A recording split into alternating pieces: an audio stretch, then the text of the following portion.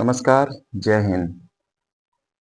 आज हम criminal law के कुछ महत्वपूर्ण शब्दों को लेकर के चर्चा करेंगे, जैसे एफआईआर, जीरो एफआईआर और अपराध, संज्ञेय अपराध, इन सब से जुड़ी कुछ छोटी-छोटी जानकारियों के बारे में चर्चा करेंगे।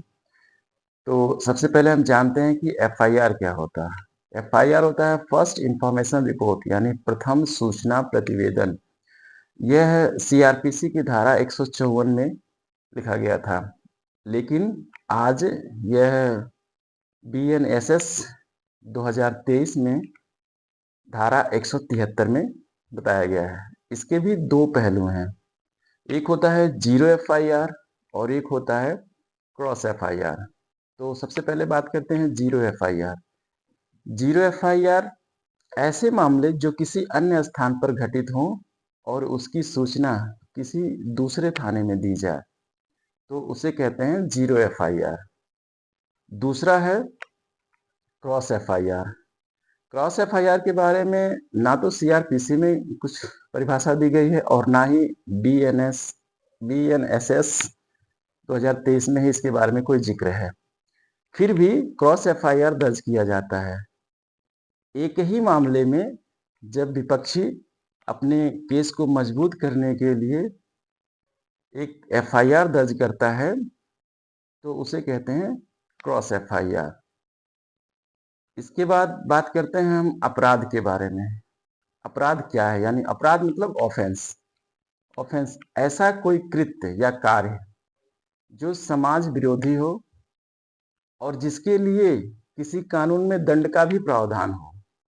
दो बातें आपको ध्यान रखनी है, एक तो समाज विरोधी हो और दूसरा दंड का प्रावधान हो। तो इस प्रकार के कृत्य या कार्य को अपराध कहा जा सकता है। और ये अपराध दो प्रकार के होते हैं मेन रूप से। पहला होता है संज्ञेय अपराध। संज्ञेय अपराध यानी कि बहुत गंभीर अपराध। इसमें बिना वारंट के गिरफ्तारी हो सकती है, यानी कि इसमें पुलिस को वारंट करने की जरूरत नहीं होती है, वारंट इशू नहीं किए जाते हैं, उसके पहले भी गिरफ्तारी की जा सकती है। इसमें गंभीर अपराध में आते हैं जैसे मर्डर हो गया, रेप हो गया, इस तरह के अपराध जो होते हैं वो गंभीर अपराध की श्रेणी में आते हैं। और नंबर दो है असंज्ञेय अपराध, नॉन कॉग्निजेबल ऑफेंस। सामान्य अपराध को हम नॉन कॉग्निजेबल ऑफेंस कहते हैं। यह वारंट के साथ ही गिरफ्तारी की जाती है, अर्थात बिना वारंट के इसकी गिरफ्तारी नहीं की जा सकती है। इस प्रकार के अपराध जो होते हैं वो सामान्य रूप से, जैसे आपने किसी को गाली दे दी या किसी की धार्मिक भावनाओं को ठेस पहुंचाया आपने, इस तरह के जो अपराध होते हैं वो नॉन कॉग्निजेबल ऑफेंस कहलाते हैं, यानी कि सामान्य अपराध की श्रेणी में आते हैं। यह मामला, इस प्रकार के मामले तभी दर्ज किए जा सकते हैं जब मजिस्ट्रेट का परमिशन या आदेश हो। यानी कि नॉन कॉग्निजेबल ऑफेंस जो होते हैं वो मजिस्ट्रेट के परमिशन पे ही दर्ज किए जाते हैं और इसमें गिरफ्तारी तभी हो सकती है जब किसी का वारंट इशू हुआ हो।